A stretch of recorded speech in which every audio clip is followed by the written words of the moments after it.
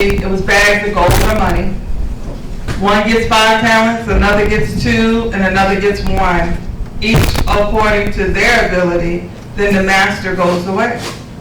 Now, the servants who received the 5 and 2 talents go out and put that money to work. They invest it, they trade with it. Today, that might be putting it in a high-yielding savings account. And they doubled what they were given. But the servant who got 1 talent, he got nervous.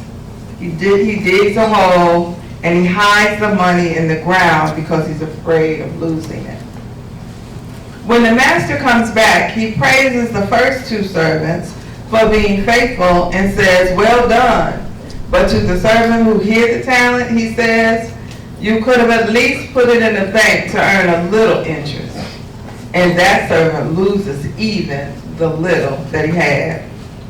Imagine you were given $100 by someone to take care of, and instead of letting it grow and using it wisely, you just trash it, smash it under your mattress. That's like hiding your gifts and resources God has given you, instead of being a good steward and letting them grow.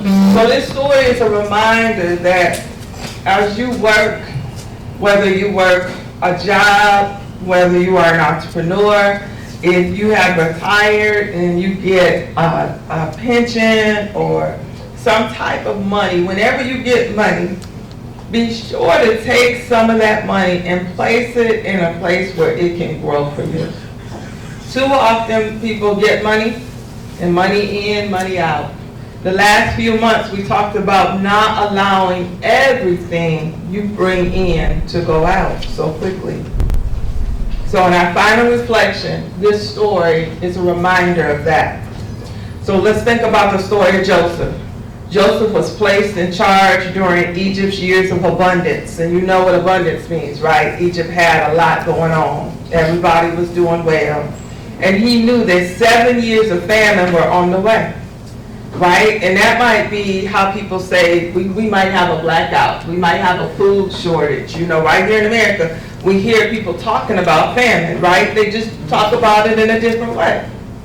Well, Joseph didn't just enjoy the plenty and forget the future. He saved a portion each year, bit by bit, grain by grain. And remember this line: when the Lord sends the plenty, store a portion away, for a wise heart knows the lean times may soon be on the way, right? So even if you feel like what you have is just a little, be a faithful steward. Little over much, be faithful and true. For the Lord can multiply what you faithfully do. Just like Joseph's careful planning saved a nation, your faithful stewardship of giving, saving, and trusting can bless you and those around you. And in all things remember, faithful in a little, the Lord will provide, and in due season, he will open the tide.